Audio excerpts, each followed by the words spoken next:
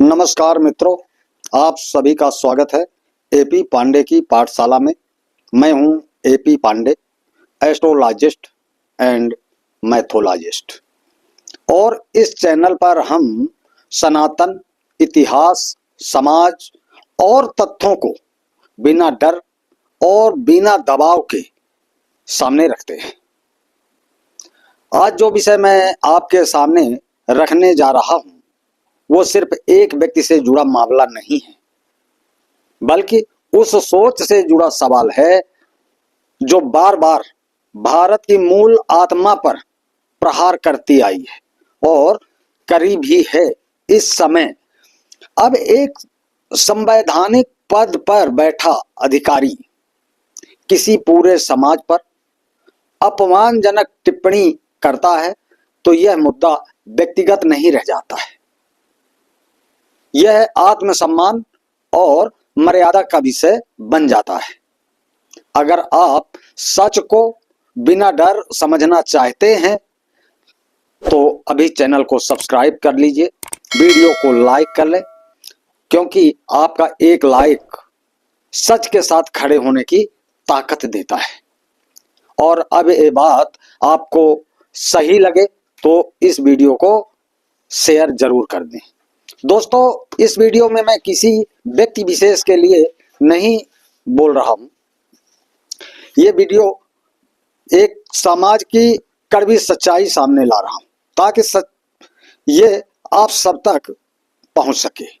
अब आते हैं मूल विषय पर। एक घटिया गिरा हुआ आईएएस, मैं नाम लेकर अपनी जबान गंदी नहीं करना चाहता हूं, वही जो ब्राह्मणों पर विवादित बयान दिया है।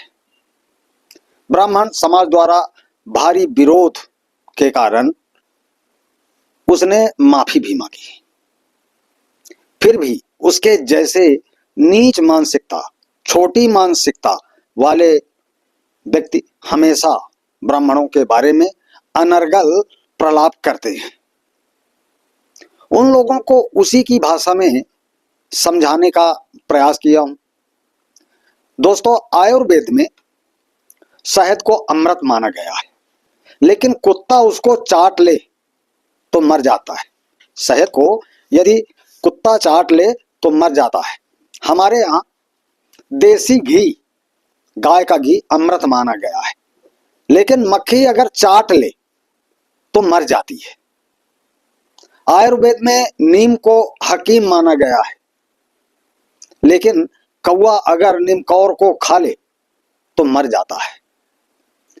आयुर्वेद में देसी मिश्री को अमृत माना गया है, लेकिन अगर गधा खा ले तो वो बेमौत मर जाता है।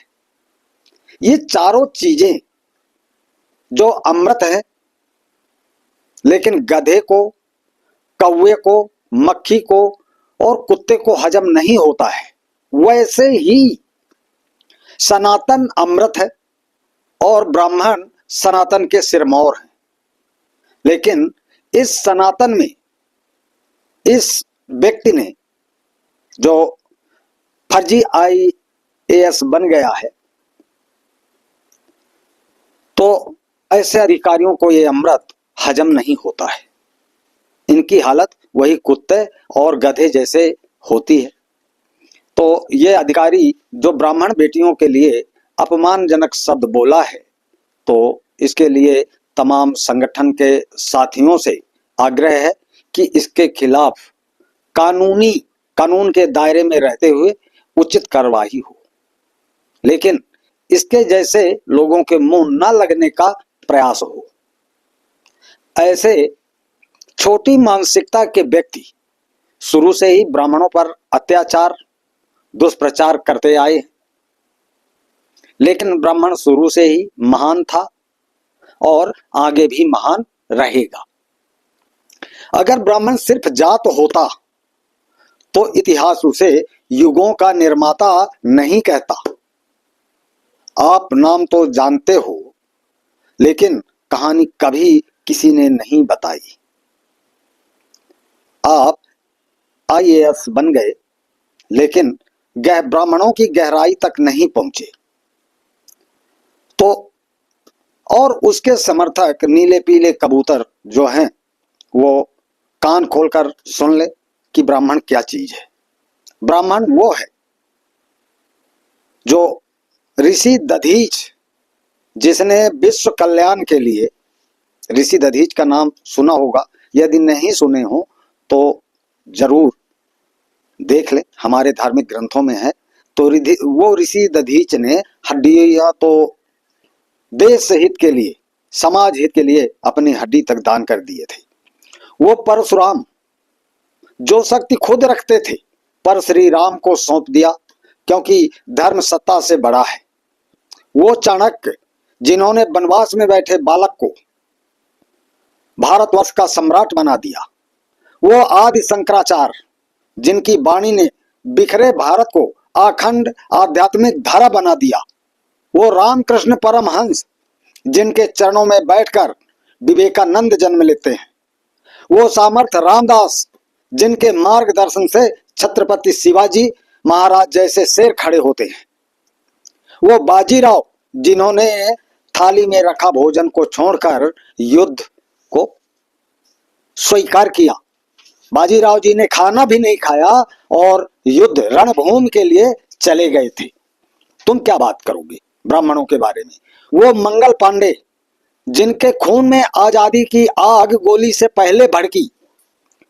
वो भगत सिंह, आजाद और राजगुरु और बिस्मिल जिन्होंने मातृभूमि की मिट्टी को अपने खून से सींच दिया। वो वीर सावरकर जो अंडमान की जेल में 2 कटोरा पानी से क्रांति जीवित रखते हैं। बाल गंगाधर तिलक जिन्होंने कहा स्वराज मेरा जन्म सिद्ध अधिकार है। वो दयानंद जिन्होंने खोए हुए भारत को पुकारा वेदों की ओर लौटो। वो रानी लक्ष्मीबाई, क्योंकि ब्राह्मणत्व तो वंश नहीं संस्कार है, उसी से वीरता जन्म लेती है। जहां तप है वहां ब्राह्मण है, जहां तप है वहां ब्राह्मण है। तो जहां साधना है वहां ब्राह्मण, जहां ज्ञान है वहां ब्राह्मण। जहां संगीत साधा समय ने उसे तानसेन कहा। जब स्वर साधे धरती ने उसे लता मंगेशकर कहा। जब शब्द साधे इतिहास ने कालिदास और तुलसीदास लिखा। आर्यभट्ट, वाराहमिहिर, रामानुजन, वेंकट रमन, ये सिर्फ नाम नहीं सभ्यता के माइलस्टोन हैं। लास्ट में कहूंगा ब्राह्मण जाति नहीं, भारत की सबसे बहुत पुरानी विचार परंपरा है। जहां सेवा, त्याग और ज्ञान रक्त से नहीं संस्कार से बहता है।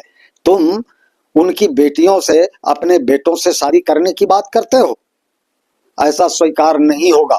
ब्राह्मण के ऊपर कोई आरक्षण नहीं है। ब्राह्मण बिना आरक्षण के आज बड़े से बड़े पदों पे बैठा हुआ है।